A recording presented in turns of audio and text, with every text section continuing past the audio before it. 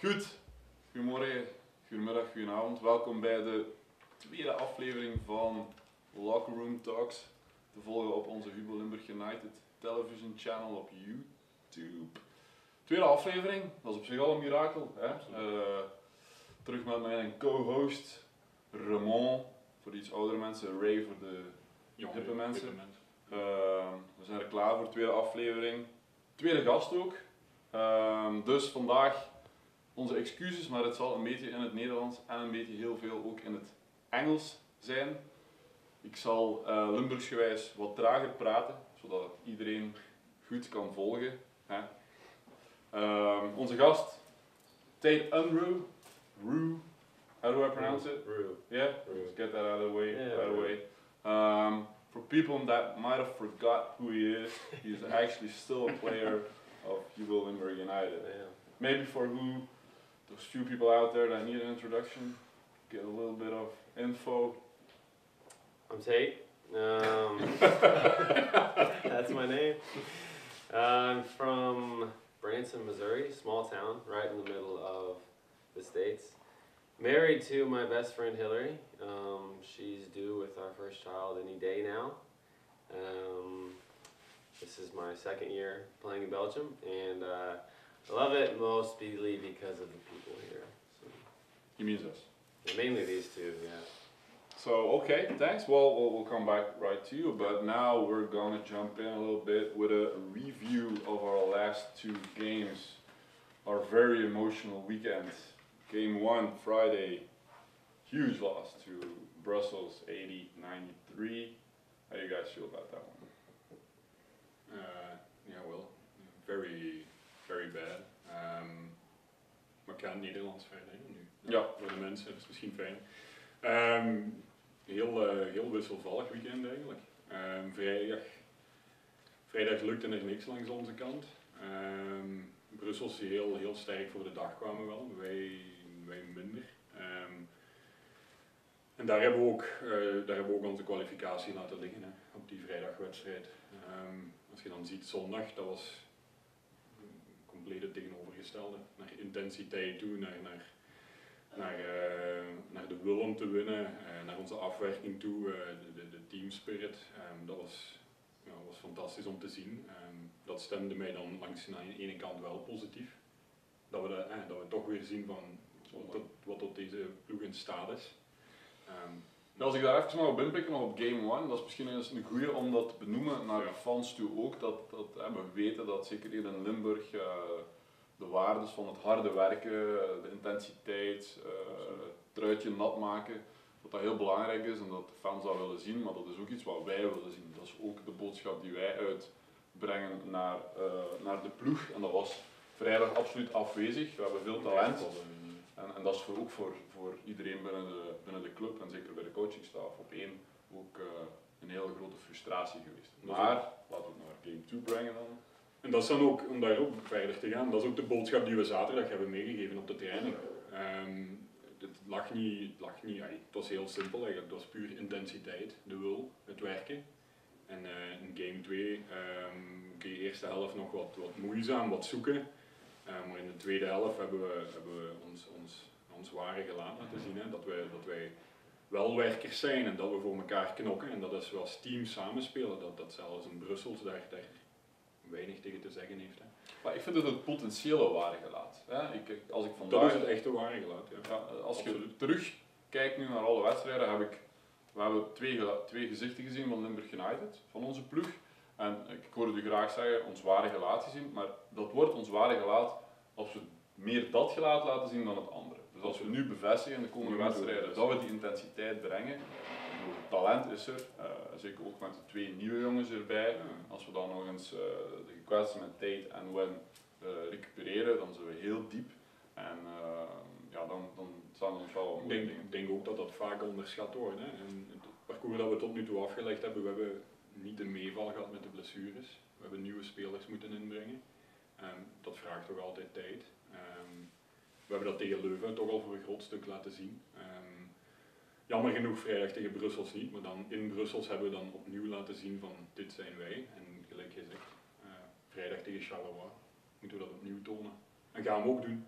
Daar ben ik van overtuigd. Dus, So let's swing it to Tate. I assume you understood this perfectly. Being a year and a half already in Belgium. Yeah, exactly. So you've been out for quite some time now, and it looks like there's going to be some time out furthermore. How do you cope with that? It was not an easy pill to swallow at first.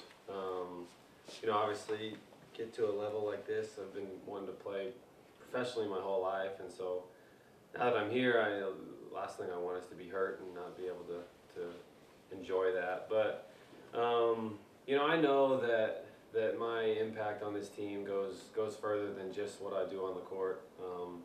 And so while I can't help us in games right now, I know that there's ways that I can still help this team and help the guys, you know, with whatever they need. So to answer your question, yeah, it wasn't fun news to get a few months ago, but I'm getting there, and I guess the silver lining of the whole thing is I get to welcome my son or daughter into the world and kind of focus on that while I can be away from basketball. So it's been good. It's been a good, yeah, just time to kind of put everything in perspective, and it's crazy, man. The stuff you take for granted after just a couple days missed practice, I just miss it. You miss being out there, miss playing with the guys, and just getting to do something that you do every day. But yeah, but okay, thumbs up. Okay, great. Well, we have some Q&A from the fans. absolutely. Dus we hebben op onze website, op de website, op Facebook en op Instagram hebben we een post geplaatst voor vragen te stellen aan Tate. We hebben daar een aantal vragen uitgehaald en ik ga ze nu stellen. So you ready for the questions? I think so. Let's You do it. ready? Okay, first question. Ik ga dit in het Engels doen voor Tate. First question from Karine Schepers. She asks you, well Tate, when will you be back? The team needs you. That's a great question. It's kind of an open timeline right now. I'm getting an MRI every month, and to kind of assess the cartilage damage and bone damage in my knee. So as soon as that shows a healthy bone and a healthy cartilage, then we can start kind of taking rehab a little more seriously. And so I'd like to give you a definite answer of the game I'd be back, but you know, technically I don't know exactly. But we'll say another month or two and keep it as an open timeline. So. I hope that answers, of ik hoop dat u een antwoord op uw vraag is, Karine. De volgende vraag van Laurens. Good question actually. Yeah. At what age did you start playing basketball, and was it the first hobby you ever had? I started playing when I was, I want to say 9 or 10. First hobby, yeah, I mean, it was really the first hobby that I really took an interest in. Mm-hmm. At 9, 10, you didn't have hobbies before 9, 10? Like G.I. Joe, Playmobil, things like that, Lego? I mean, me and my brother like to play with like baseball cards and basketball cards and stuff, but as a 9 or 10-year-old, like, what were my hobbies? Running around outside, I played outside a lot, and basketball was just one of the things that we both kind of gravitated towards. So yeah, I mean, I started pretty early. I guess that's early. 9 or 10 was when I really started playing consistently. So. Okay, good. Volgende vraag van Veronique de Koning. It's also a good one. Will you be holding Hillary's hand during labor, or will you have fainted by then? I don't know if I should probably not answer this. I don't want to go on record and say that I'm going to make it, but I think I'll be okay. I think we should have Bob filming it from Yes. behind. And if Bob- you faint, Bob- there's actually footage of that. 'Cause that would be, fainting. yeah, that would be nice. Like, just focus on Tate, facial expression. Or maybe Bob will Yeah, I don't faint. know if Bob can do it. I hope I make it. I'm looking forward to being in there and holding her hand. So hopefully I can hang in there. Okay, good. Volgende vraag van Jason Klaassen. Jason wants to know what your top 5 NBA players are. Maybe some context. Very Maybe some good context with question. it. Okay.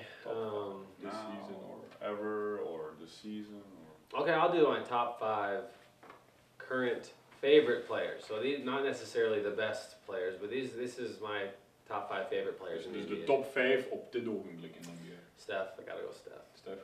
Steph's number 1. Donovan Mitchell 2. Donovan Mitchell. I'm gonna go with Damian Lillard 3. Giannis, I gotta go with Giannis. Giannis is 4. Antetokounmpo. And 5. I'll throw LeBron in there. Oh. Yeah, I'll go with LeBron. That's my 5.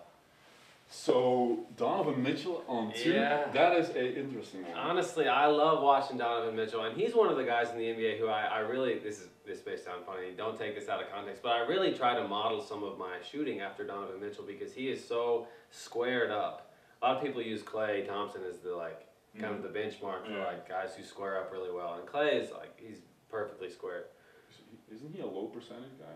I shouldn't. Donovan, I know he is. But I love how squared he gets off the dribble, off the catch. So I like watching him shoot. And I thought you were jealous of his dunking. And well, that's why when I say I model my game after Donovan Mitchell, it's like, oh, really? You sure about that? But no, he's one of my favorites to watch for sure. I thought you were going to say Kyle Korver or something like that. I don't have the hair. I need the hair. Oké. Volgende vraag from Mrs. Abby Mitchell. He already starts laughing. So she says, "Hi Tate, I'm a big fan. I know you have a large family. Who's your favorite sibling and why?" I'm gonna have to go with Abby Mitchell on that one. That's my sister, older sister. For those of you that don't know, I have a large family. Yes, 4 sisters, 1 brother. Abby is married. So it's a fun group when we get together. Yeah, I miss them a lot, but that's a funny question. Job. Come and visit him. Yeah, come maybe see that's a an game. idea. Yeah, that's if you'll definitely be my favorite. But if you she's come. already thinking you avoided the question why. Why her? Oh yeah. Just squeeze that in I there. paid Why? attention. I paid attention. Did pay attention. And why not the others? Yeah, that's the better question, Yeah. honestly. All these stories of her making me play dress up when we were younger, coming back to my memory. Dress up? Oh, you dress up, yeah. You play dress up? You guys don't play dress up over here? Never. Well, I hope you mean she dressed you up as a cowboy or an Indian. Yeah, I was like the Oh, chief, okay. or sometimes like the driver or something, or Abby was the boss growing up. I'll just leave it at that. Oké. En dan de laatste vraag van Senne van Oppen. From Seppe van Oppen. Seppe is a big fan of you. But you already answered that a little bit. But he has a question: when did you start playing basketball? Yeah, so I really started when I was 9 or 10. But it wasn't for a few more years until I really wanted to use basketball to accomplish something. I was, I think, 13 or 14 when I told my dad, all right, I want to do this. I want to get a Division I scholarship. I want you to help me. He played in college, so he knew a lot about the game. And that's when I really kind of took some ownership in terms of my development, 13 or 14. And it kind of turned into an everyday job in my mind. You know, when I was first starting, it was fun and I loved playing basketball, and it still is, but there's a kind of a sense of ownership and sense of pride that I started to develop into my teenage years that still is with me today. So. Okay. So we have to choose a winner, or you can do it randomly. We took your sister out of there because the shipping cost is just impossible. Sorry, Send out the fat boy. Okay. We have Jason. That was a good question. Top 5 NBA players. Top 5 NBA, oké. Dus Jason, bij deze, je hebt een Fatboy gewonnen. En wij zullen jou contacteren via Facebook of via Instagram. Ik weet niet wat het kanaal was, maar Bob, onze community manager, zal jou contacteren en dan wordt de prijs naar u opgestuurd. Of je kan deze afhalen nu vrijdag op onze wedstrijd tegen Charleroi. Goed, en inderdaad, topic is aangesneden. Charleroi. Preview naar next game. Spirou Charleroi komt eraan. Ja. Wat mij betreft de beste ploeg in de competitie. Of toch de ploeg met het grootste potentieel, vind ik nog altijd persoonlijk. Uiteraard staat Oostende aan kop en doen ze het heel goed. Maar de dingen die we gezien hebben van Charleroi, als het echt bolt, dan bolt het echt wel gigantisch en is het een steamroller wat mij betreft. Dus ja, hoe gaan we dat aanpakken? Eerst en vooral met diezelfde intensiteit als dat we zondag gedaan hebben op Brussels. Dat moeten we doen. Als we dat niet doen, dan wordt het al heel moeilijk. Ik heb Charleroi nu een aantal keren gezien, een deel wedstrijden, en het is voor mij defensief veruit de beste ploeg in deze reeks. Dus dat zal een uitdaging voor ons worden, want wij zijn een van de betere offensieve ploegen. Maar ik ben eens benieuwd om dat te zien. Maar ja, het zal 40 minuten hard werken worden. We zullen heel diep moeten gaan op onze bank ook. We gaan iedereen nodig hebben. Dus ja, we zijn er nu volop mee bezig in de voorbereiding naar vrijdag toe. Om alles een beetje te fine-tunen en te tweaken om klaar te zijn. Het wordt ook een leuke vrijdag. Uiteraard komt Christophe Michiels terug naar de Burg. Hij is de assistant coach nog altijd van Pirou Charleroi. We hebben ook onze Christmas party met DJ Zora en de VIP. Geweldige dagsponsor, als ik daar even gewoon totaal onbevangen. Isola Belgium is dagsponsor. Ik heb gehoord dat dat een echt uitstekend bedrijf is. We hopen een dik feest te kunnen vieren na de wedstrijd. Zowel in de VIP als in de cafetaria van voor bij Massimo. Dus ik hoop dat we weer op een volle Alverberg kunnen rekenen. Dat we daveren en dat we Pirou Charleroi voldoende schrik aanjagen aan ons mannen. Dat voorbeeld of dat vuur voelen wat we van de sporters krijgen en dat we gewoon kunnen knallen. Hè. Absoluut. Goed. We eindigen met wat 6 quick questions, of een aantal quick questions. Een aantal, ja. We're going to do it in English. Okay. So how do you feel about putting pineapple Well, I on have to a answer pizza? these quick? Yeah, I well, just heard the first one. yeah, it's quick questions. Quick questions. Got it. Yeah, I'm ready. I'm ready. Fast. I'm ready. You ready? Yeah. Yeah. Okay. How do you feel about putting pineapple on a pizza? That's a great idea. Great idea. Mayo or mustard? Mustard. Burger King or McDonald's? Five Guys. Fanta or cola? Love water. I'm not answering the questions. He's winging it. Lady Gaga or Beyonce? Hillary. Oh my God! No, you gotta answer. You gotta answer this. I don't even know any Lady Gaga songs. I don't think. I'll go Beyonce. Okay. Superman or Batman? Superman. We're still going. No, I had a couple extra. And then the last one is a very important one. If you could have one superpower, would that be mind reading or being invisible? Invisible. Okay. I answered that pretty quick. I think. Too Mind late. reading would be pretty nice too, but invisible, yeah, Yeah. I'll go with invisible. Okay, good. Okay. Well, great. You did good. Well, that's episode 2. That's a wrap. Episode 2. So hopelijk vonden jullie het weer allemaal fijn en volgende week zijn we er terug met een beetje dezelfde rode draad, nieuwe gast, review van de game op vrijdag. En goed, we kondigen nog aan wie de nieuwe gast zal zijn. We weten dat uiteraard al lang, maar natuurlijk dat pas dan aankomt. Goed. Oké, bye. Ciao.